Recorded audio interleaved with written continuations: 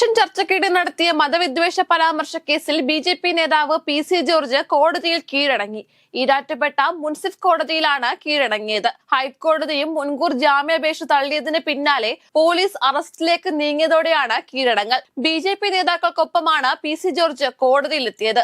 നിയമം പാലിക്കുമെന്നും താൻ കീഴടങ്ങാനാണ് വന്നതെന്നും പി.സി. ജോർജ് മാധ്യമങ്ങളോട് പ്രതികരിച്ചു. കേസിൽ ജോർജിന്റെ മുൻകൂർ ജാമ്യാപേക്ഷ ഹൈക്കോടതിയും കോട്ടയം ജില്ലാ സെഷൻസ് കോടതിയും തള്ളിയിരുന്നു. പിന്നാലെ 2 തവണ ജോർജിന്റെ വീട്ടിൽ പോലീസ് എത്തിയെങ്കിലും നോട്ടീസ് കൈമാറാനായില്ല. പോലീസ് അറസ്റ്റ് നീക്കം തുടങ്ങിയതിന് പിന്നാലെ ഹാജരാകാൻ 2 ദിവസത്തെ സാവകാശം ജോർജ് തേടിയിരുന്നു. തിങ്കളാഴ്ച ഹാജരാകാമെന്നാണ് പോലീസിനെ അറിയിച്ചിരുന്നത്.